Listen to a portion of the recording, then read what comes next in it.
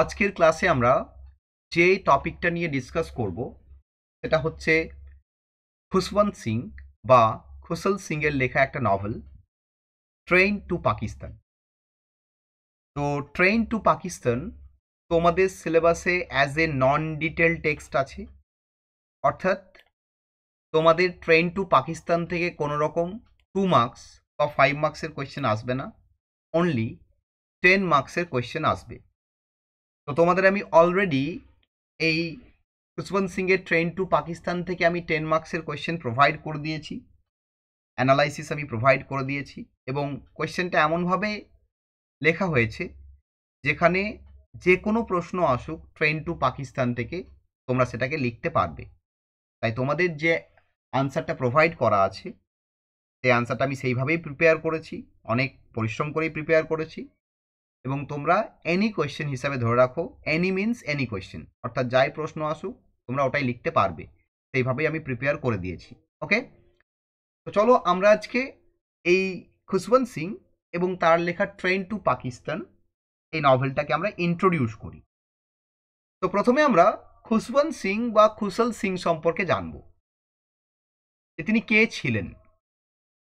দেখো, খুশবন্ত সিং তার জন্ম হচ্ছে 1915 সালে এবং মৃত্যু হচ্ছে 2014-তে। প্রায় 99 বছর বেঁচেছিলেন, অনেক দিন বেঁচেছেন তিনি, 99 ইয়ার্স, তাই না?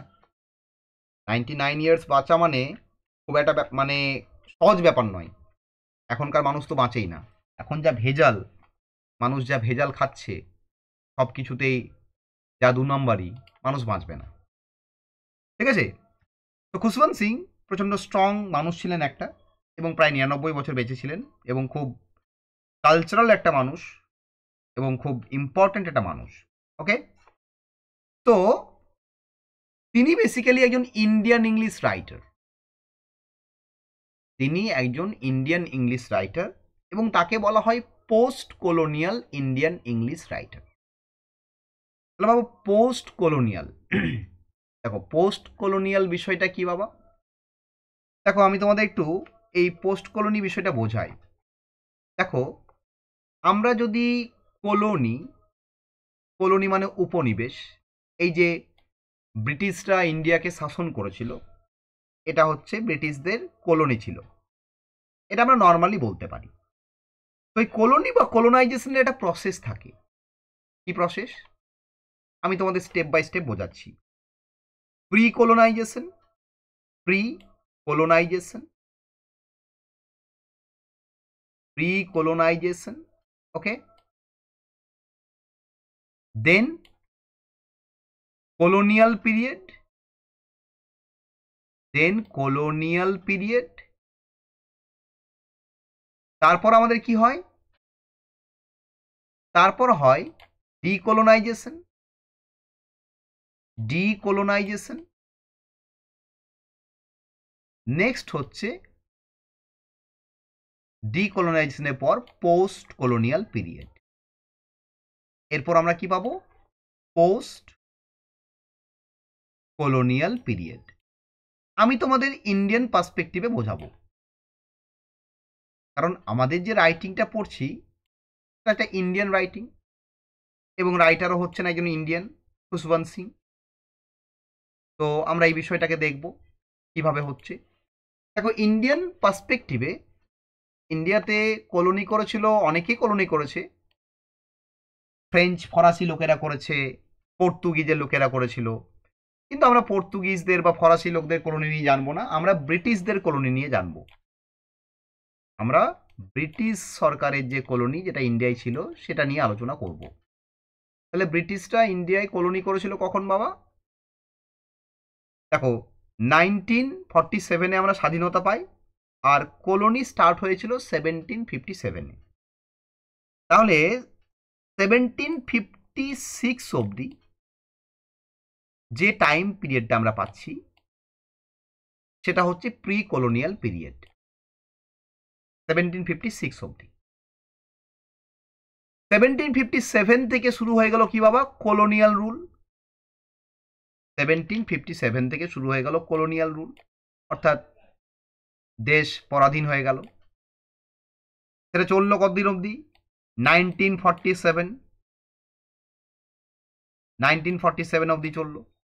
1757 থেকে 1947। ডিকলোনাইজেশন অর্থাৎ কলোনি হেঁটে গেল কখন? 1947 and 15th August 1947 India got her freedom, আমরা প্রত্যেকেই জানি। তাহলে এরপর 1947 পর থেকে, অর্থাৎ 1947 15th অগস্টের পর থেকে যে টাইমটা পাচ্ছি আমরা, অর্থাৎ আমরা আজকে 2025 রয়েছি, এই টাইমটা কি পাবো? Post colonial period. তাহলে দেখো, এই হচ্ছে কলোনির একটা বেসিক স্ট্রাকচার। প্রথমে প্রি কলোনিয়াল পিরিয়ড, অর্থাৎ কলোনি হওয়ার আগের মুহূর্ত, অর্থাৎ ইন্ডিয়ান পার্সপেক্টিভে 1756 অবধি।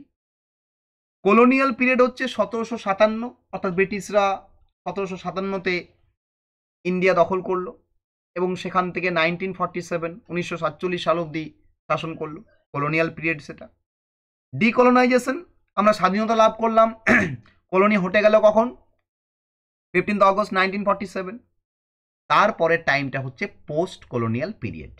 1947 পরবর্তী টাইমটাকে পোস্ট কলোনিয়াল পিরিয়ড বলা হয়। ক্লিয়ার? তাহলে প্রথমে আমি পিরিয়ডটা বোঝালাম, কাকে পোস্ট কলোনিয়াল পিরিয়ড বলা হয়। এবারে দেখো, খুশবন্ত সিং একজন পোস্ট কলোনিয়াল রাইটার, অর্থাৎ খুশবন্ত সিং এর রাইটিং এ আমরা কি পাবো? আমরা কলোনির একটা মেমোরি পাবো।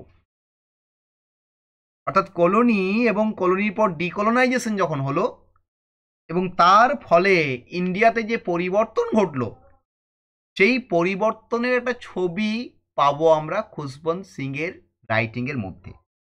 যে কোনো পোস্ট কলোনিয়াল রাইটারের এটাই হচ্ছে বৈশিষ্ট্য, তিনি বিলং করছেন পোস্ট কলোনিয়াল পিরিয়ডে, কিন্তু তিনি যে লেখাগুলো লিখবেন, যে রাইটিংগুলো লিখবেন, সেই রাইটিংগুলো তুলে ধরবে ওই কলোনিয়াল পিরিয়ডের যে মেমোরি, যে ট্রমা, সেই ট্রমাটাকে, এবং ডিকলোনাইজেশন হওয়ার পর যে পরিবর্তন আসছে, যে সিচুয়েশনগুলো তৈরি হচ্ছে, তাকে বলা হচ্ছে পোস্ট কলোনিয়াল রাইটার বা রাইটিং। অর্থাৎ পোস্ট কলোনিয়াল প্রত্যেকটা রাইটার এরকমই করে থাকে, এটাই পোস্ট কলোনিয়ালিজমের বৈশিষ্ট্য। পোস্ট কলোনিয়ালিজম মানে কখনো এটা নয় যে আমি 1947 পরের গল্পটা লিখবো, না বাবা। 1947 এবং সেই সময়কার পার্টিশন এবং 1947 আগে যে ব্রিটিশ রুল, সেই ব্রিটিশ রুলের গল্পটা আমি তুলে ধরবো। আমি যেহেতু ওটাকে ফেস করেছি, বা আমি যেহেতু ওটাকে দেখেছি, বা আমি ওটাকে পড়েছি, তাহলে আমি হলাম পোস্ট কলোনিয়াল রাইটার। বুঝতে পেরেছ? তাহলে এটা হচ্ছেন খুশবন্ত সিং, তার ক্যাটাগরি। এবং তিনি একজন ইন্ডিয়ান ইংলিশ রাইটার, তার মানে তিনি একজন ভারতীয় এবং তিনি ইংরেজিতে লেখালেখি করতেন, তাই তাকে ইন্ডিয়ান ইংলিশ রাইটার বলা হচ্ছে। খুশবন্ত সিং এর পপুলার কি কি নভেল রয়েছে বাবু? তার পপুলার নভেল রয়েছে train to Pakistan, I shall not hear the nightingale, Delhi a novel, the sunset club. Train to Pakistan, I shall not hear the nightingale, Delhi a novel, মানে দিল্লি কোলন দিয়ে একটা নভেল, দ্য সানসেট ক্লাব। এই যে নভেলগুলো রয়েছে, এইগুলো হচ্ছে খুশবন্ত সিং এর লেখা খুবই বিখ্যাত বিখ্যাত নভেল। খুশবন্ত সিং এর যে রাইটিং স্টাইল, অর্থাৎ তার রাইটিং এর মধ্যে আমরা কোন কোন বিষয়গুলোকে পাই, অর্থাৎ আমরা যখন তার নভেলগুলো পড়বো, শুধু ট্রেন টু পাকিস্তানের ক্ষেত্রে নয়, আমরা যে কোনো নভেল পড়ি খুশবন্ত সিং এর, আমরা এই ফিচার্সগুলো পাবো। সেই ফিচার্সগুলো কি বাবা? ইন্ডিয়াননেস, অর্থাৎ ভারতীয়তা, Indian culture, Indian society, Indian economy, Indian politics, এই সমস্ত কিছুকে রিপ্রেজেন্ট করাকে বলা হয় ইন্ডিয়াননেস। ওকে, তাহলে আমরা খুশবন্ত সিং এর রাইটিং এর মধ্যে এই ইন্ডিয়াননেস পেয়ে যাব প্রথমত। দ্বিতীয়ত কি পাবো? পার্টিশন, অর্থাৎ 1947 যখন ডিকলোনাইজেশন ঘটলো, ডিকলোনাইজেশনের পরে আমরা জানি দেশভাগ হয়ে গেল। সেই দেশভাগের যে মেমোরি, যে হন্টেড মেমোরি, যে ভয়ানক মেমোরি, দেশভাগের মেমোরি কখনো ভালো নয়। যারা ফেস করেছে ওই পার্টিশন, এবং পার্টিশনের যে চিত্র বা যে দাঙ্গা, পার্টিশনের যে হাসল বাসল যারা ফেস করেছে তারাই জানে যে পার্টিশন কতটা ডেঞ্জারাস। তার নভেলগুলোতে আমরা পার্টিশনের ছবি পাবো। আর কি পাবো? পোস্ট কলোনিয়ালিজম, অর্থাৎ কলোনিয়াল পিরিয়ডের যে ট্রমা, ডিকলোনাইজেশনের যে ট্রমা, পার্টিশনের যে ট্রমা, পার্টিশনের আগের যে কন্ডিশন, পার্টিশনের সময়কার যে কন্ডিশন, পার্টিশনের পরবর্তী যে কন্ডিশন বা কলোনিয়াল শাসন চলাকালীন যে কন্ডিশন, সেই কন্ডিশনও কিন্তু তিনি তুলে ধরছেন। তাকে পোস্ট কলোনিয়ালিজম বলা হচ্ছে। আর দেখতে পাবো culture. Culture means Indian culture, representation of Indian culture. যেহেতু বলেছি ইন্ডিয়াননেস আছে, ভারতীয়তা, অর্থাৎ যা কিছু থাকবে সব ভারতীয়। এবং জেন্ডার, অর্থাৎ এই যে মেল ফিমেল আইডেন্টিটি, এই মেল ফিমেল আইডেন্টিটি নিয়েও তিনি কিন্তু ডিল করছেন। যেমন দেখবে আমাদের এই নভেল ট্রেন টু পাকিস্তান, এখানে উইমেন ক্যারেক্টার রয়েছে এবং উইমেন ক্যারেক্টারগুলোরও ভালো রকম একটা রোল রয়েছে। কারণ পার্টিশনে তো মহিলাদের রোল বিরাট, মানে পার্টিশন করাতে মহিলাদের রোল নেই, পার্টিশনের সময় মহিলাদের কন্ডিশন তো সবচেয়ে ভালনারেবল ছিল। আমরা সেগুলো বিভিন্ন স্টোরি পড়ে জানতে পারলাম। আমরা যেমন ফাইনাল সলিউশন পড়লাম তখন জানতে পারলাম, আমরা এ লিফ ইন দ্য স্টর্ম পড়লাম সেখানেও জানতে পারলাম যে মহিলাদের কন্ডিশন কেমন ছিল। তাহলে সেই জেন্ডার ইস্যুগুলো, অর্থাৎ পুরুষ নারী এই যে বিভেদ এবং এই যে সমাজের চিত্র, এই চিত্রটাকেও তিনি কিন্তু তুলে ধরছেন। তো খুশবন্ত সিং, তাকে কি কি অ্যাওয়ার্ড দেওয়া হচ্ছে বাবা? খুশবন্ত সিংকে দেওয়া হচ্ছে পদ্মভূষণ অ্যাওয়ার্ড 1974-এ। কিন্তু তিনি এই অ্যাওয়ার্ডটা ফেরত দিয়ে দেন। খুশবন্ত সিং বাই রিলিজিয়ন একজন শিখ ছিলেন, আমরা জানি শিখ মানে পাঞ্জাবি। তিনি শিখ ধর্মের একজন মানুষ এবং তিনি 1974-এ পদ্মভূষণ পেয়েছিলেন, কিন্তু পদ্মভূষণ অ্যাওয়ার্ডটা তিনি ফেরত দিয়ে দেন। কেন ফেরত দিয়ে দেন? Operation Blue Star in Amritsar gold temple হওয়ার কারণে।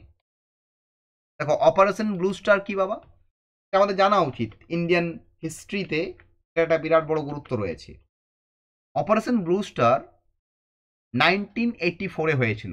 ইন্দিরা গান্ধী তখন আমাদের প্রাইম মিনিস্টার ছিলেন।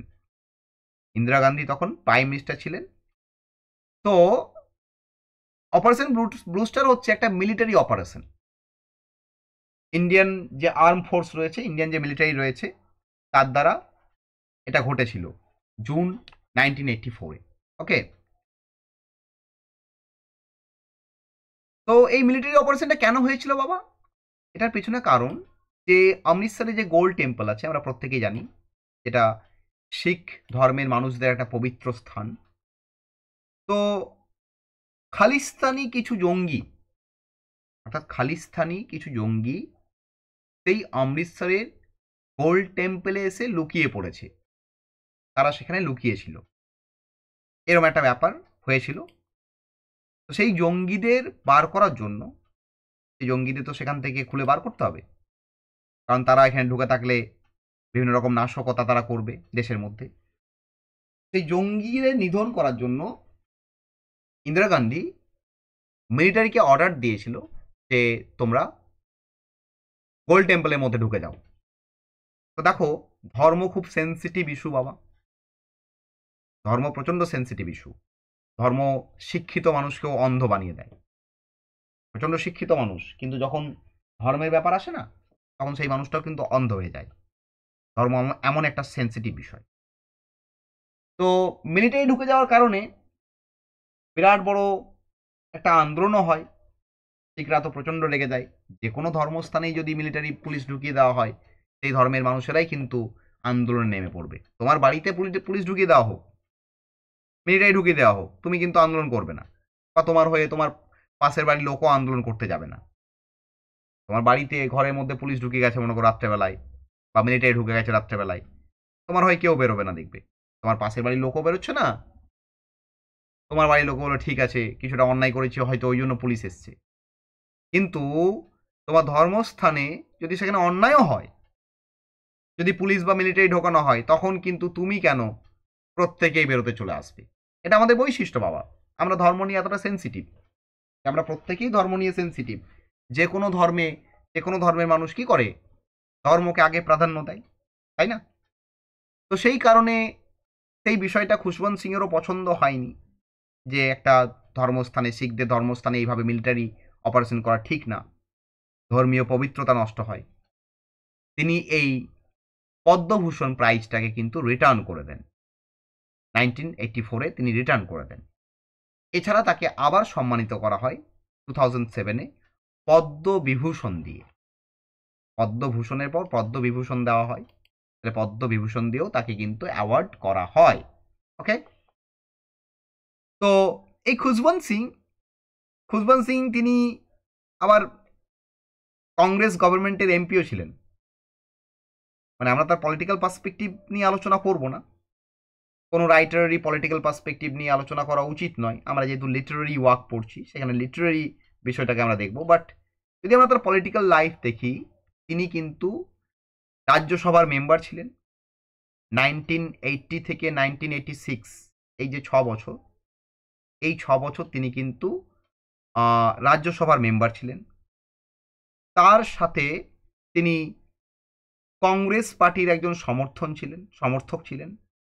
এগুলো তার পলিটিক্যাল লাইফ। তো আমরা পলিটিক্যাল লাইফ নিয়ে যাব না, কারণ আমরা আজকে তাকে তার লিটারারি লাইফটা আলোচনা করব।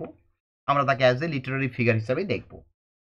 তো এটা হচ্ছে খুশবন্ত সিং। খুশবন্ত সিং একজন বিখ্যাত রাইটার। বুঝতেই পারছো, তিনি রাইটারের সাথে সাথে একজন এডিটার বাবা। তিনি নিউজ পেপার এডিটার ছিলেন। এডিটার মানে বুঝতেই পারছো সম্পাদক। যারা নিউজ পেপারকে সম্পাদনা করেন তাদেরকে এডিটর বলা হয়। তো তিনি একজন এডিটরও ছিলেন, একজন বিখ্যাত মানুষ। ক্লিয়ার? তো তাকে আমরা পড়তে শুরু করব। নেক্সট দেখো, আমরা খুশবন্ত সিং সম্পর্কে তো কয়েকটা কথা জানলাম যেগুলো আমাদের জানার দরকার। দেখো, টেক্সটটা আমাদের নন ডিটেল টেক্সট, কিন্তু নন ডিটেল হলেও আমি কিছুটা হলেও তোমাদের ডিটেল ধারণা এখানে দেবো, কারণ টেক্সটটা তো ইম্পর্টেন্ট টেক্সট। এই টেক্সটটা ইন ফিউচার তোমাদের কাজে লাগবে। ইন ফিউচার তোমরা যখন বিভিন্ন এক্সামে বসবে লিটারেচার রিলেটেড, তখন কিন্তু এই টেক্সটটা একটা ইম্পর্টেন্ট টেক্সট হিসাবে তোমাদের সামনে এসে দাঁড়াবে। এই ট্রেন টু পাকিস্তান, এই নভেলটা, এটা সম্পর্কে আমরা এরপর জানবো। এটা কখন লেখা হচ্ছে বাবা? 1950s, অর্থাৎ 1950 থেকে 1956-র মধ্যে নভেলটা লেখা হয়েছে। 1950 থেকে 1956-র মধ্যে নভেলটা লেখা হয়েছে। ক্লিয়ার?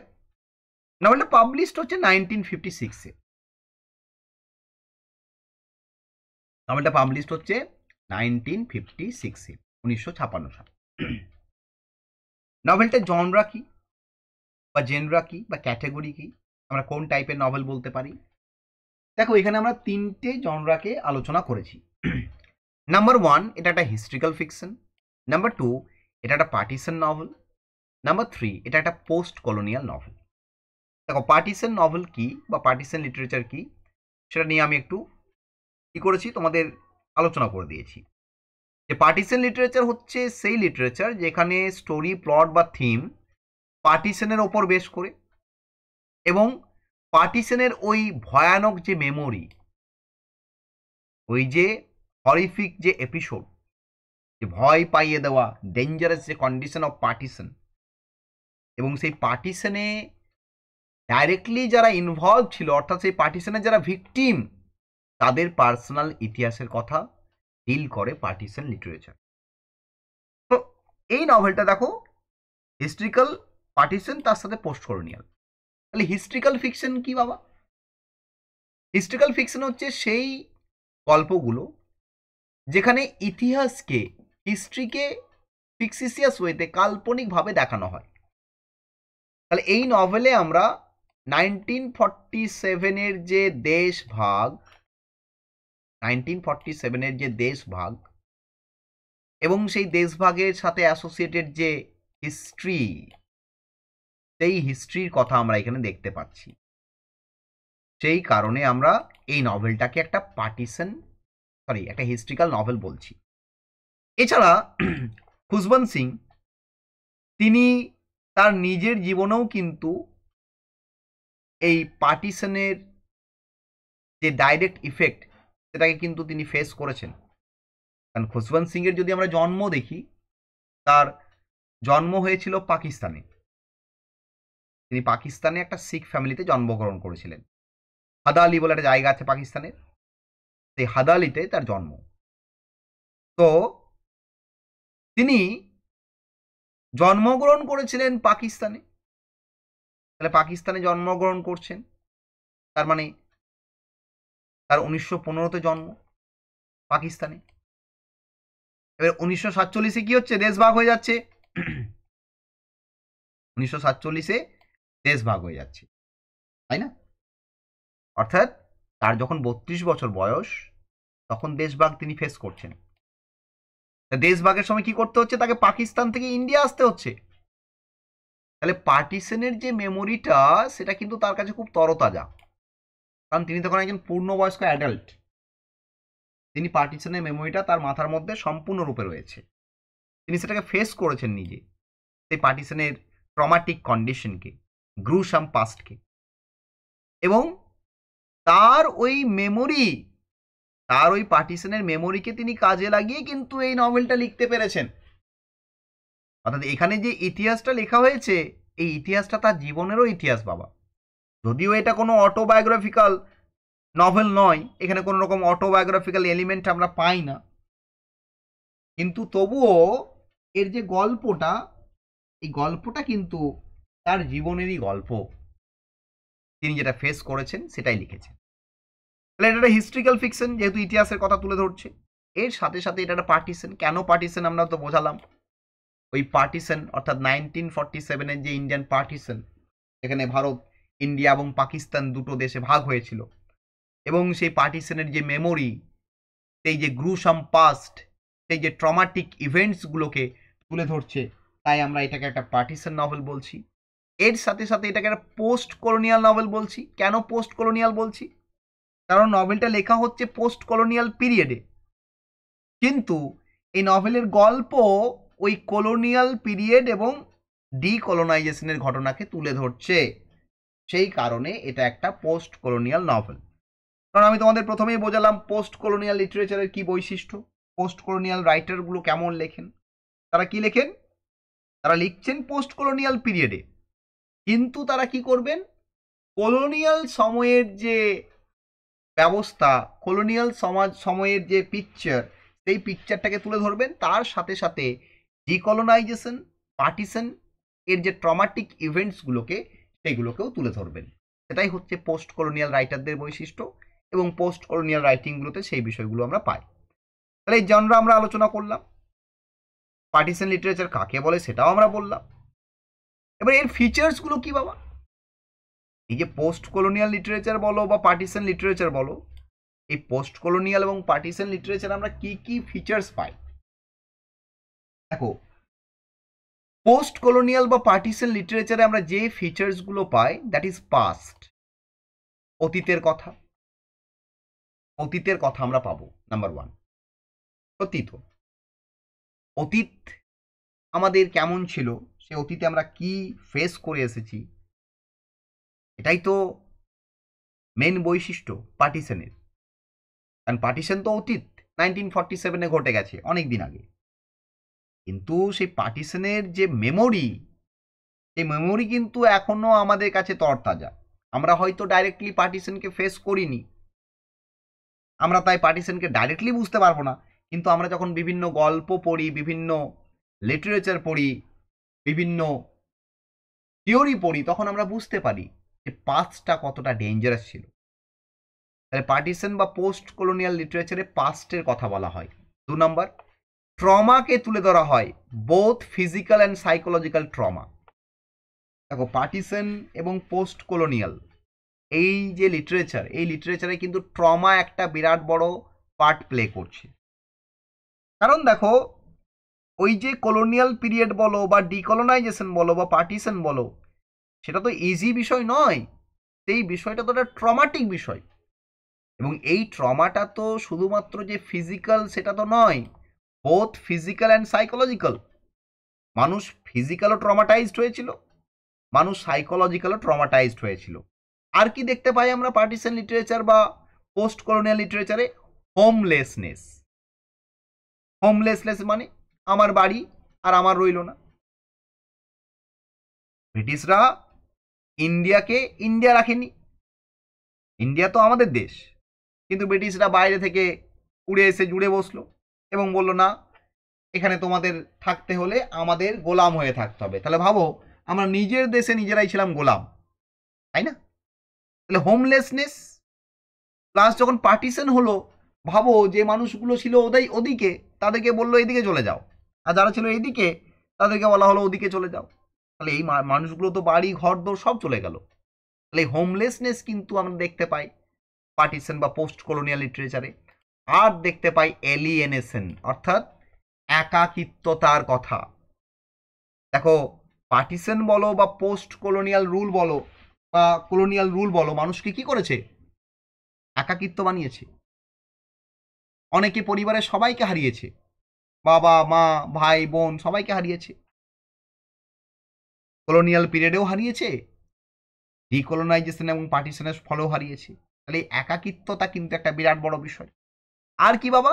নেশন অ্যান্ড ন্যাশনালিজম, অর্থাৎ জাতীয়তা এবং জাতীয়তাবোধ, দেশ এবং দেশাত্মবোধ।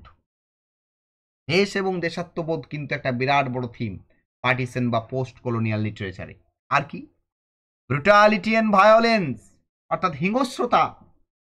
এই যে মারামারি কাটাকাটি দাঙ্গা পার্টিশনকে কেন্দ্র করে, বা কলোনিয়াল পিরিয়ডে যে ব্রুটালিটি, যে ভায়োলেন্স ব্রিটিশরা যেটা করেছে তাদের ওপর, আমাদের সাধারণ সরল ভারতবাসীর ওপর, সেটাও আমরা দেখতে পাই। তাহলে ব্রুটালিটি এবং ভায়োলেন্স এটাও দেখতে পাওয়া যায়। আর দেখতে পাওয়া যায় a sense of loss, ultimately হারানোর গল্প। অনেকে অনেক কিছু হারিয়েছে। দেখো, দেশ স্বাধীন শুধুই হয়নি বাবা, কলোনিয়াল রুল থেকে খুব তাড়াতাড়ি ইজিলি দেশ স্বাধীন হয়নি। অনেক মানুষের প্রাণ গেছে, অনেকেরই অনেক কিছু গেছে। সব কিছুকে হারিয়ে কিন্তু মানুষ স্বাধীনতা নিয়ে এসেছে। স্বাধীনতা নিয়ে আসার পরেও কিন্তু এই হারানো তো শেষ হয়ে যায়নি। পার্টিশন হলো, পার্টিশনেও অনেক মানুষ অনেক কিছু হারালো। তাহলে এই সেন্স অফ লস, এটাও কিন্তু পার্টিশন লিটারেচারের আরেকটা থিম হিসাবে আমরা দেখতে পাই। তাহলে মোটামুটি এই 7টা বৈশিষ্ট্য আমরা যে কোনো পার্টিশন বা পোস্ট কলোনিয়াল লিটারেচারে পেয়ে যাব। নেক্সট, নভেলটার ন্যারেটিভ টেকনিক, নভেলটার পয়েন্ট অফ ভিউ, নভেলটা কোন পার্সপেক্টিভে ন্যারেট করা হয়েছে। এই নভেলটা ন্যারেট করা হয়েছে থার্ড পার্সন ওমনিসিয়েন্ট ন্যারেটিভে। থার্ড পার্সন মানে বুঝতেই পারছো, হি, সি, দে বা কারো নাম ব্যবহার করে বা ইট ব্যবহার করে যখন আমরা কোনো স্পিচ করে থাকি তাকে থার্ড পার্সন বলা হয়। আর ওমনিসিয়েন্ট মানে হচ্ছে ওয়ান হু নোজ এভরিথিং, সব জানতা। গড লাইক, ভগবান যেমন সব কিছু জানেন, ঠিক সেই রকমই যদি মানুষ সব কিছু জানতে পারেন তাকে বলা হয় কি? অমনিসিয়েন্ট। তাহলে এখানে যে ন্যারেটরকে আমরা পাবো, গল্পটা যিনি বর্ণনা করছেন আমাদের কাছে, গল্পটা লিখেছেন খুশবন্ত সিং, কিন্তু খুশবন্ত সিং যে ন্যারেটিভ ভয়েসটা ব্যবহার করেছেন সেই ন্যারেটিভ ভয়েস আমরা দেখতে পাচ্ছি থার্ড পার্সন অমনিসিয়েন্ট। অর্থাৎ আমাদের গল্পের ন্যারেটর তিনি থার্ড পার্সনে গল্পটাকে ন্যারেট করছেন এবং তিনি ক্যারেক্টারদের সব কিছু জানেন, পাস্ট প্রেজেন্ট ফিউচার ক্যারেক্টারদের সব কিছু সম্পর্কে তার একটা অবগত আছে, তিনি অবগত আছেন বা তার একটা ভালো নলেজ আছে। Next, structure. এই নভেলটার স্ট্রাকচার কি বাবা? নভেলটা 4টে পার্টে ডিভাইডেড। নভেলটা 4টে পার্টে ডিভাইডেড। প্রথম পার্টের নাম হচ্ছে ডাকৈতি, সেকেন্ড পার্টের নাম হচ্ছে কলিযুগ, থার্ড পার্টের নাম হচ্ছে মনোমাজরা, ফোর্থ পার্টের নাম হচ্ছে কার্মা। দেখো, আমাদের নন ডিটেল টেক্সট এগুলো আমি না বললেও হয়ে যেত, কিন্তু আমি বাবা পছন্দ করি যে ডিটেল হোক নন ডিটেল হোক, এটাকে ইন ডিটেল পড়াতেই পছন্দ করি। কারণ আমি যদি ইন ডিটেল পড়িয়ে দিই তখন এক্সামে তোমাদের যে কোনো প্রশ্ন এলে তোমার কিন্তু প্রশ্নটা ছাড়া যাবে না। কারণ আমি তোমাদের অ্যানালাইসিস প্রোভাইড করেছি, কিন্তু অ্যানালাইসিসটা তো লিখতে হবে তোমাদের, আমি তো আর তোমার হয়ে লিখে দিয়ে আসবো না। তাহলে পরীক্ষায় যদি বিভিন্ন ইস্যুগুলোকে আমি আলোচনা যদি এখন থেকে না করে থাকি, তাহলে পরীক্ষায় তো বিভিন্ন ইস্যুর ওপর প্রশ্ন হতে পারে। যদি তখন সেই প্রশ্নের ইস্যুটা বুঝতেই না পারলে তখন লিখবে কি করে? That's why class is important. আমি সবসময় বলি যে আমার ইন্ট্রোডাকশন ক্লাসটা সবচেয়ে বেশি ইম্পর্টেন্ট। আমি যে পরবর্তী ক্লাসটা নিই, যেটা অ্যানালাইসিসের ক্লাস, তার চেয়ে আমি বলি যে introduction class is much more important. তাহলে এখানে আমরা ডাকৈতি প্রথম পার্টের নাম, 2 নম্বর পার্টের নাম কলিযুগ, 3 নম্বর মনোমাজরা, আর 4 নম্বর পার্টের নাম হচ্ছে কর্মা। এই 4টে পার্টে আমরা নভেলটাকে ডিভাইড হতে দেখছি। নভেলটার সেটিং অ্যান্ড টাইম কখন বাবা? কোন সময়কার গল্প এবং কোন জায়গার গল্প? গল্পটা হচ্ছে 1947 অ্যান্ড ইটস আফটারম্যাথ, অর্থাৎ 1947 সাল এবং তার পরবর্তী কন্ডিশন। 1947 সালে ডিকলোনাইজেশন ঘটছে, India got her freedom, India স্বাধীনতা পাচ্ছে 15th অগস্ট। 1947 এবং তার পরবর্তী যে কন্ডিশন, সেই কন্ডিশন কি হচ্ছে সেই বিষয়টাকে আমরা দেখতে পাচ্ছি। টাইম লাইন হয়ে গেল। এর সেটিং কি বাবা? কোন জায়গার গল্প? মনোমাজরা নামে একটা fictional remote village in Punjab, অর্থাৎ ইন্ডিয়ার যে পাঞ্জাব প্রভিন্স রয়েছে। দেখো, ইন্ডিয়ার যে পাঞ্জাব প্রভিন্স রয়েছে, স্বাধীনতার পর হাফ পাঞ্জাব কিন্তু পাকিস্তানে আর হাফ পাঞ্জাব ইন্ডিয়াতে। একটা ইন্ডিয়ান মানে ইন্ডিয়ান পাঞ্জাব বলা হয়, একটা পাকিস্তানি পাঞ্জাব বলা হয়। এই যে খুশবন্ত সিং যেখানে জন্মগ্রহণ করেছেন বাবা, যে জায়গাটা, যার নাম হাদালি, সেই হাদালিকে বলা হয় পাকিস্তানি পাঞ্জাব, কারণ ওটাও পাঞ্জাবের আন্ডারে। পাঞ্জাব বিরাট বড় জায়গা ছিল। পাঞ্জাব কেন নাম? পাঞ্জাবিরা থাকে বলে পাঞ্জাব। সেখানে ম্যাক্সিমাম শিখ সম্প্রদায় মানুষদের পাওয়া যায়, সেই কারণে তারা পাঞ্জাবি। তারা পাঞ্জাবিরা থাকে বলে পাঞ্জাব। পাঞ্জাব বিরাট বড় রিজিয়ন। তো সেই পাঞ্জাবের একটা কাল্পনিক অনেক দূরের গ্রাম, অনেক অনুন্নত গ্রাম। রিমোট মানে হচ্ছে অনুন্নত, যেখানে উন্নতির আলো পৌঁছায়নি তাকে অনুন্নত বলা হয়, রিমোট। ঠিক আছে? তো মনোমাজরা নামে একটা গ্রাম, একটা গ্রামের গল্প। গ্রামটা বাস্তবে নেই, বাট এটা একটা ফিকশনাল গ্রাম, ফিকশনাল ভিলেজ, কাল্পনিক ভিলেজ। সেই গ্রামের সেটিং ক্লিয়ার। নেক্সট হচ্ছে থিমস। নভেলটা কি কি থিমস আমরা দেখতে পাই? দেখো, নভেলটায় মোটামুটি আমরা 5টা থিমস দেখতে পাই। দেখো, যেগুলো আমরা ফিচার্সে পেলাম না, এই ফিচার্সগুলোই তো থিম আকারে দেখতে পাবো। নাম্বার 1 দেখতে পাবো পার্টিশন। পার্টিশন মানে বুঝতে পারছো, এই সবগুলো রইলো। কারণ এই ফিচার্সগুলো কিসের? পার্টিশন নভেলের বা পোস্ট কলোনিয়াল নভেলের ফিচার্স। আমি প্রথমেই বলেছি যেটা পার্টিশন এবং পোস্ট কলোনিয়াল যে নভেল, তার ফিচার্স, তাই না? তাহলে যেহেতু পার্টিশন আমরা অ্যাজ এ থিম পাচ্ছি, তার মানে আমরা অলরেডি এই যে বিষয়গুলো, এইগুলো পেয়ে যাব কোথায়? ট্রেন টু পাকিস্তানে। থিমস পার্টিশন, 1947 এর পার্টিশন, তার পরবর্তী সিচুয়েশন, সেই পার্টিশনের দ্বারা সৃষ্টি ট্রমা, এভরিথিং। সেকেন্ড পাবো পোস্ট কলোনিয়ালিজম। আমরা দেখো পোস্ট কলোনিয়ালিজম মানে কি বাবা? এই তো একটু আগেই বললাম, এই ফিচার্সগুলো কিসের ফিচার্স? পার্টিশন এবং পোস্ট কলোনিয়াল রাইটিং এর ফিচার্স। তার মানে এখানেও পোস্ট কলোনিয়ালিজম রয়েছে, মানে ওপরের সমস্ত ফিচার্সগুলো পাবো। Past, trauma, homelessness, alienation, nationalism, brutality and violence and sense of loss, everything. Okay. National identity, জাতীয়তা, জাতীয় যে প্রতীক, জাতীয় যে আইডেন্টিটি, আমাদের ন্যাশনাল আইডেন্টিটির কথাও বলছে আমাদের এই নভেল। দেখো, আমাদের প্রত্যেকের তো একটা ন্যাশনাল আইডেন্টিটি আছে। তাহলে পার্টিশনের সময় কিন্তু ন্যাশনাল আইডেন্টিটি সবাই শেষ হয়ে গেছিল। যে লোকটা ইন্ডিয়ার ছিল সে হঠাৎ করে পাকিস্তানের হয়ে গেছিল, আর যে লোকটা পাকিস্তানের ছিল সেই লোকটা হঠাৎ করে ইন্ডিয়ার হয়ে গেছিল। আসলে ইন্ডিয়া পাকিস্তান বলতে কিছু ছিল না, ইন্ডিয়া পাকিস্তান বলে কিছু ছিল না, পুরোটাই ছিল ইন্ডিয়া। ব্রিটিশ ইন্ডিয়া বলা হতো। হঠাৎ করে রাতারাতি মনে করো আমি জানি আমি যেখানটায় আছি সেটা ইন্ডিয়া, আগামীকাল যদি কেউ বলে যেটা পাকিস্তান, তাহলে আমার কেমন লাগবে ভাবো? আমি তো আকাশ থেকে পড়বো। তাহলে এই আইডেন্টিটি এবং আইডেন্টিটি ক্রাইসিসের গল্পও কিন্তু আমরা এই নভেলে পাবো। আর কি দেখতে পাবো? পাস্ট অ্যান্ড দ্য ট্রমা, ওই যে অতীত এবং অতীতে যে ট্রমা, সেই ট্রমার গল্প। আর লস, এলিয়েনেশন অ্যান্ড হোমলেসনেস, কাউকে হারানো, একাকিত্বতা এবং গৃহহীনতা, হোমলেসনেস, এই বিষয়গুলো আমরা সবই কিন্তু এই নভেলের থিম হিসাবে দেখতে পাচ্ছি। এবং অ্যাকচুয়ালি এই নভেলটা হচ্ছে আমাদের খুশবন্ত সিং এর লাইফের নিজের ঘটনা বাবা। এই যে আমি বললাম না, 1915 তার জন্ম পাঞ্জাবে, কিন্তু পাঞ্জাবটা কোন পাঞ্জাবে? সেই পাঞ্জাব পাকিস্তানি পাঞ্জাবে জন্ম, কিন্তু 1947 পার্টিশন হয়ে যাওয়ার পরে তাকেও চলে আসতে হয়েছিল ওই পাকিস্তান থেকে ইন্ডিয়াতে। তাহলে খুশবন্ত সিং নিজে ফেস করেছেন, কাকে ফেস করেছেন? এই পার্টিশনকে। সেই নিজের যে পাস্ট মেমোরি, সেই পাস্ট মেমোরি কিন্তু তাকে সাহায্য করেছে তার এই নভেল ট্রেন টু পাকিস্তান লেখার জন্য। এবং ট্রেন টু পাকিস্তান নভেলটা এতটাই ইম্পর্টেন্ট যে 1998-এ এই নভেলটার ওপর একটা সিনেমাও হয়েছে, এবং সেই সিনেমার নামও কিন্তু ট্রেন টু পাকিস্তান। যদি তোমাদের দেখতে ইচ্ছে যায় তোমরা কিন্তু দেখতে পারো। 1998-এ একটা সিনেমা হয়েছে, সেই সিনেমাটার নামও হচ্ছে ট্রেন টু পাকিস্তান। এখন দেখার দরকার নেই, এক্সাম হয়ে গেলে পরে দেখবে তোমরা, ওকে?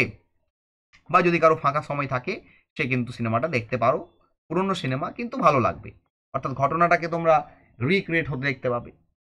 তাহলে খুশবন্ত সিং তিনি একজন ইন্ডিয়ান ইংলিশ রাইটার, এবং তার best writing train to Pakistan, এবং সেই ট্রেন টু পাকিস্তান এবং খুশবন্ত সিংকে কিন্তু দেখো আমরা আমাদের ক্লাসে অ্যানালাইসিস করলাম, ওকে? এরপর আমরা কি করব? এরপর আমরা এই নভেলের যে ক্যারেক্টার্সগুলো রয়েছে সেই ক্যারেক্টার্সগুলোকে জানার চেষ্টা করব, ওকে? নেক্সট আমরা ক্যারেক্টারগুলোকে দেখব। তো আমি তোমাদের যে স্টাডি মেটেরিয়াল প্রোভাইড করেছি সেই স্টাডি মেটেরিয়াল থেকে আমরা ক্যারেক্টারগুলোকে জেনে নেব। তো তোমাদের ক্লাস স্টাডি মেটেরিয়াল সবই আমি প্রোভাইড করে দিয়েছি। তো দেখো এখানে আমাদের স্টাডি মেটেরিয়ালে সামারিয়ারে সব কিছুই দেওয়া আছে। আমরা কিন্তু ক্যারেক্টারগুলোকে জানবো। দেখো অনেকগুলো ক্যারেক্টার আছে বাবা, অনেকগুলো ক্যারেক্টার আছে, কিছু রিয়েল লাইফ ক্যারেক্টারও আছে, ওকে? কাদা ক্যারেক্টার, আমরা প্রত্যেকটা ক্যারেক্টারকে জাস্ট জেনে নেব এবং কোন ক্যারেক্টারটা কি রোল প্লে করছে সেটাও আমরা বুঝে নেব। দেখো প্রথম ক্যারেক্টার, তার নাম হচ্ছে জুগ্গত সিং বা জুগ্গা। জুগ্গত সিং বা জুগ্গা এ হচ্ছে গল্পের প্রোটাগনিস্ট। এ হচ্ছে গল্পের প্রোটাগনিস্ট। সে একজন শিখ পিজেন্ট, চাষি, এবং সে কিন্তু একজন ডাকাত ছিল। সে পাস্ট লাইফে একজন ডাকাত ছিল, কিন্তু এখন সে ভালো মানুষ হয়ে গেছে। এখন সে আর ডাকাতি করে না, এখন সে একটা মেয়েকে ভালোবাসে এবং সেই মেয়েটাকে বিয়ে করতে চায় এবং বিয়ে করে সংসার টংসার করতে চায়। জুগ্গত সিং বা Jugga, he is the protagonist of the novel, okay? Next character Juggut's mother, অর্থাৎ জুগ্গার মা। জুগ্গার মায়ের কোনো নাম নেই, আননেমড ক্যারেক্টার, জাস্ট আমরা নভেলটাকে জুগ্গতস মাদার হিসাবে পাচ্ছি। নেক্সট ইকবাল সিং। ইকবাল সিং কে বাবা? একজন পলিটিক্যাল ওয়ার্কার।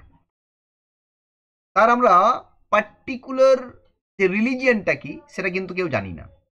কেউ কেউ বলে যে সে হচ্ছে মুসলিম, তার ইকবাল নামটা দেখে কেউ বলে সে মুসলিম, আবার কেউ কেউ বলে যে না সে মুসলিম নয়, সে হচ্ছে একজন শিখ, সে হচ্ছে একজন শিখ মানুষ, ওকে?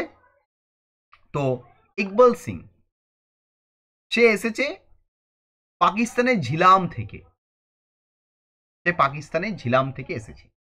ঝিলাম পাকিস্তানের জায়গার নাম, ঝিলাম একটা নদীরও নাম। তো ইকবাল সিং একটা ক্যারেক্টার, একজন পলিটিক্যাল ওয়ার্কার। ইকবাল সিং এর রোল কিন্তু আমরা বিরাট ইম্পর্টেন্ট। আমি এখানে ইন ডিটেল দিয়ে দিয়েছি, তোমরা চাইলে পড়তে পারো, আর না হলে আমি যেটুকু বলছি সেটা শুনলেই হবে। তিনি একজন পলিটিক্যাল ওয়ার্কার। তার আইডেন্টিটি নিয়ে কিন্তু আমরা কেউই জানি না যে তিনি হিন্দু না তিনি মুসলিম না তিনি শিখ, আমরা কিন্তু কেউই জানি না।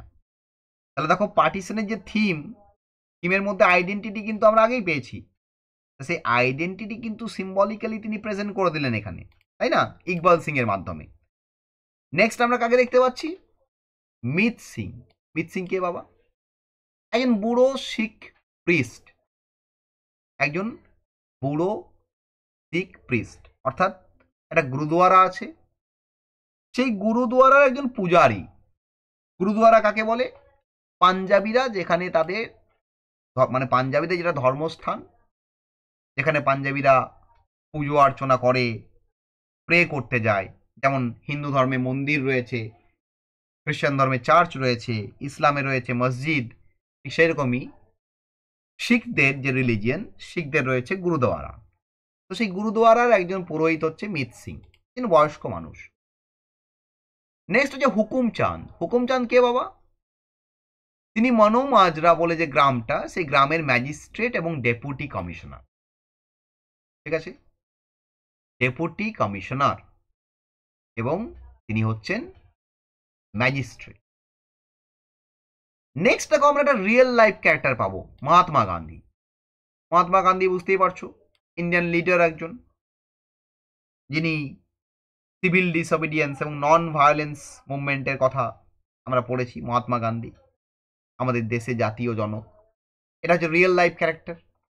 আরেকটা রিয়েল লাইফ ক্যারেক্টার পাবো মোহাম্মদ আলী জিন্না। মোহাম্মদ আলী জিন্না, তার নাম হচ্ছে কয়েদ ই আজম। কয়েদ ই আজম কথার অর্থ হচ্ছে গ্রেট লিডার। এটা একটা উর্দু শব্দ, এর মানে হচ্ছে গ্রেট লিডার, কয়েদ ই আজম। মোহাম্মদ আলী জিন্না, জানি আলী জিন্না কে, পাকিস্তানের প্রথম আমাদের প্রধানমন্ত্রী।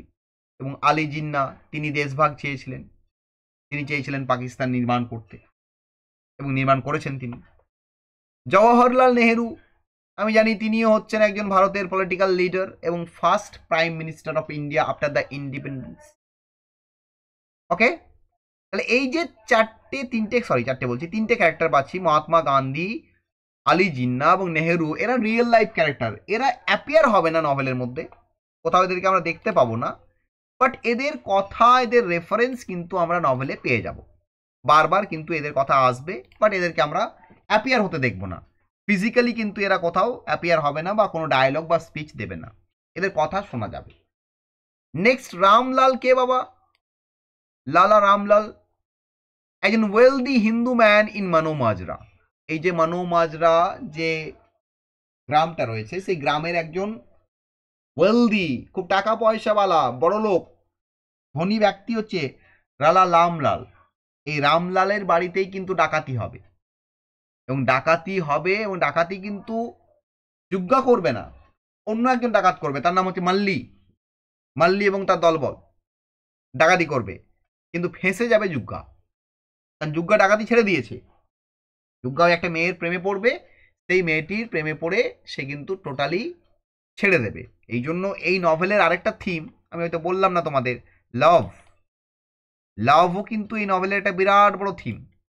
ওকে, সারা নভেল জুড়ে কিন্তু আমরা দেখতে পাবো যে যুগত সিং ভালোবাসার জন্য কতটা স্যাক্রিফাইস করছে। সত্যি তো, পৃথিবীতে শান্তি নিয়ে আসতে গেলে লাভ দরকার, আর অশান্তি আনতে গেলে হেট্রেড। যদি আমরা হেট্রেড, হিংসা বা ঘৃণা ছড়াই তাহলে অশান্তি আসবে, আর যদি আমরা ভালোবাসা ছড়াই তাহলে পৃথিবীতে শান্তি আসবে। লাভ কিন্তু আর একটা থিম এই নভেলের। তো Lala Ramlal second wealthy man Manomajra. Next হচ্ছে ইমাম বাক্স। থেকে সে একজন ইমাম, বুঝতে পারছো, মন্দিরের ইমাম, মন্দির বলছি মানে মসজিদের ইমাম।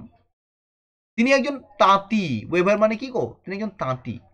তার সাথে তিনি নুরানের বাবা, নুরান হচ্ছে আমাদের গল্পের নায়িকা, অর্থাৎ ফিমেল প্রোটাগনিস্ট। যেমন আমাদের যুগ্গাত হচ্ছে মেল প্রোটাগনিস্ট, হিরো গল্পের নায়ক, সেরকমই নুরান হচ্ছে গল্পের নায়িকা। নুরানের বাবা হচ্ছে ইমাম বাক্স। বান্টা সিং কে বাবা? বান্টা সিং হচ্ছে একজন লাম্বারদার, অর্থাৎ মানোমাজরা গ্রামের রেভিনিউ কালেক্টর, অর্থাৎ ট্যাক্স নেয়, ট্যাক্স কালেক্টর। রেভিনিউ কালেক্টর বা ট্যাক্স কালেক্টর হচ্ছে বান্টা সিং। বান্টা সিং কি করতো? ট্যাক্স কালেক্ট করতো এবং সেই ট্যাক্স জমা করতো কাকে? ব্রিটিশ গভর্নমেন্টকে। বুঝতেই পারছো, ট্যাক্স কারা নিত? ব্রিটিশ গভর্নমেন্ট নিত। তো সেই বান্টা সিংকে সেই দায়িত্ব দেওয়া ছিল। আর হচ্ছে মাল্লি। মাল্লি কে বাবু? ডাকাত। এবং লালা রামলালের বাড়িতে ডাকাতি কে করে? মাল্লিই করে। এই মাল্লি হচ্ছে ডাকাত, ডাকাত দলের সর্দার, এবং সে ডাকাতি করে বেড়াতো, এবং সে ডাকাতি করবে লালা রামলালের বাড়িতে এবং ফাঁসিয়ে দেবে যুগ্গতকে। নেক্সট হচ্ছে হাসিনা। হাসিনা কে বাবা? হাসিনা একটা 16-17 বছরের বয়সের মেয়ে, সে একজন মুসলিম মেয়ে এবং সে একজন প্রস্টিটিউট। সে একজন প্রস্টিটিউট এবং সে হুকুমচাঁদের রক্ষিতা। হুকুমচাঁদকে আমরা একটু আগেই পেলাম বাবা, এই যে হুকুমচাঁদ, আমরা দেখো কোথায় পেলাম হুকুমচাঁদকে, এখানে পেলাম হুকুমচাঁদ। যিনি হচ্ছেন ম্যাজিস্ট্রেট এবং ডেপুটি কমিশনার, মানমাজরা গ্রামের যিনি ম্যাজিস্ট্রেট এবং ডেপুটি কমিশনার, তিনি হচ্ছেন হুকুমচাঁদ। তো সেই হুকুমচাঁদ তিনি একজন প্রস্টিটিউটের সাথে মেলামেশা করেন এবং সেই প্রস্টিটিউট হচ্ছে তার রক্ষিতা। অর্থাৎ রক্ষিতা কথাটা যদিও খুব বাজে শব্দ, যদিও ব্যবহার করা উচিত নয় আমাদের অ্যাজ এ মানে কি বলবো এডুকেটেড পার্সন হিসাবে, তো বাট আমরা বাস্তবটা বোঝানোর জন্য, গল্পটার রিয়েলিস্টিক ফিচারটাকে বোঝানোর জন্য, কারণ গল্প যখন পড়বো সেই গল্পে যদি রিয়েলিটি না জানতে পারি তাহলে গল্প পড়ে লাভ নেই। তো আমি তোমাদের সেই কারণে বোঝানোর জন্য হাসিনাকে বললাম যে তিনি একজন কনকুবাইন বা তিনি একজন রক্ষিতা। কার রক্ষিতা? হুকুমচাঁদের। ওকে, নেক্সট হচ্ছে একজন সাব ইন্সপেক্টর আছে গল্পে, বা ইন্সপেক্টর সাব। ইন্সপেক্টর সাবটা কে বাবা? একজন হিন্দু অফিসার, যিনি একজন পুলিশম্যান এবং তিনি হুকুমচাঁদের আন্ডারে কাজ করেন। হুকুমচাঁদ হচ্ছে ডেপুটি কমিশনার, বুঝতেই পারছো, বিরাট বড় ম্যাজিস্ট্রেট, তার আন্ডারে একজন সাব ইন্সপেক্টর আছে বা ইন্সপেক্টর সাহেব। আর আছে একজন হেড কনস্টেবল। হেড কনস্টেবল কে? এই সাব ইন্সপেক্টরের আন্ডারে যে রয়েছে সে হচ্ছে একজন হেড কনস্টেবল, এবং এই হেড কনস্টেবল ইকবাল সিং এবং যুগত সিংকে অ্যারেস্ট করবে। আর কে রয়েছে বাবু? প্রেম সিং। প্রেম সিং কে? হুকুমচাঁদের শিখ কলিগ, এবং যে লোকটি লাহোর যাবে তার ওয়াইফের জুয়েলারি কিনতে। তাহলে প্রেম সিং হচ্ছে হুকুমচাঁদের একজন কলিগ, অর্থাৎ এও একজন বড় কমিশনার টাইপের মানুষ, বুঝেছো তো? এ হচ্ছে হুকুমচাঁদের বন্ধু। নেক্সট সুন্দরী। সুন্দরী কে গো? হুকুমচাঁদের ডটার। হুকুমচাঁদের ডটার। নেক্সট হচ্ছে সুন্দর সিং। সুন্দর সিং কে? একজন শিখ সোলজার, যে লড়াই করবে। কোথায় লড়াই করবে? আমাদের বার্মাতে। আর হচ্ছে বয় লিডার, একজন লিডার থাকবে গল্পে, বয় লিডার তার নাম। সেই বয় লিডার কি করবে? সে গল্পে লিড করবে এবং সে দেখাবে যে যেহেতু মুসলিমদের সাথে শিখদের দাঙ্গা চলছে, তাহলে শিখদেরও উচিত মুসলিমদের এগেনস্টে দাঙ্গা করা এবং মুসলিমদেরও হত্যা করা। বুঝতে পেরেছো তো? তাহলে এইভাবে দেখো আমরা নভেলটায় ক্যারেক্টারগুলো পেয়ে গেলাম। তাহলে ক্যারেক্টারে হিরোকে পেয়ে গেলাম যুগত সিং, যুগত সিং হিরো। আর আমরা হিরোইনকেও পেয়ে গেলাম। হিরোইন হচ্ছে আমাদের এই যে নুরান। নুরানের ক্যারেক্টারটা এখানে দেওয়া হয়নি, দিলে ভালো হতো। তো নুরান এবং যুগত সিং হিরো, নুরান হিরোইন, এবং এদের লাইফে কি ঘটবে, কিভাবে এরা কি পরিবর্তন করবে এবং নভেলে কি কি গল্প ঘটবে, তাই নিয়েই আমাদের গল্প ট্রেন টু পাকিস্তান। অ্যাকচুয়ালি গল্পটা দেখাবে যে ভায়োলেন্সটাকে। ট্রেন টু পাকিস্তান মানে কি? তখন দেখো পার্টিশন হয়ে গেল, ভাগ হয়ে গেল, এটা হয়ে গেল পাকিস্তান, এটা হলো ইন্ডিয়া। এটা পাকিস্তানের থেকে ইন্ডিয়াতে আসার ট্রেন আছে, আবার ইন্ডিয়া থেকে পাকিস্তানে যাওয়ারও ট্রেন আছে। এখন আর সেই লাইনে ট্রেন চলে না, যেহেতু পাকিস্তান ইন্ডিয়ার মধ্যে সম্পর্ক ভালো নেই এখন আর। তো আগে ট্রেন চলতো। তো দেশভাগের পরে কি হলো বাবা? ট্রেনে করে মানুষ এদিক থেকে এদিকে আসার চেষ্টা করলো, আর এদিকের মানুষ এদিকে যাওয়ার চেষ্টা করলো, তাই না? কিন্তু ট্রেনগুলোতে মানুষ তো কম আসতো, লাশ বেশি আসতো।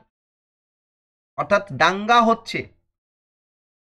দাঙ্গা যখন হবে তখন বুঝতেই পারছো, দাঙ্গা হচ্ছে মানে টোটালি মারামারি কাটাকাটি হচ্ছে। ওই জন্য ওই যে ট্রেনগুলো, যে ট্রেনে মানুষ আসছে পার্টিশনের পর, 1947-এর পর, দেশভাগ হয়ে যাওয়ার পর, মানুষ তো কম, শুধু ডেড বডি আসছে। ট্রেনগুলোকে গোস্ট ট্রেন বলা হচ্ছে, গোস্ট ট্রেন। গোস্ট মানে কি গো? ভুতুড়ে ট্রেন। ভূত মানুষ কখন হয়? মরেই তো ভূত হয়, তাই না? ভূত তো মানুষ মরেই হয়, না মরলে তো কেউ ভূত হবে না। তাহলে শুধু লাশে পরিপূর্ণ ট্রেন আসতো। তাহলে ভাবো পার্টিশন কতটা ডেঞ্জারাস। তো এই যে নভেলের যে টাইটেল ট্রেন টু পাকিস্তান, এখানেও একটা ট্রেন আসার গল্প আমরা দেখতে পাবো, এবং দেখতে পাবো সেই ট্রেনে শুধু ডেড বডি আসছে, মানুষ তো দেখতে পাওয়া যাচ্ছে না, শুধু ডেড বডি।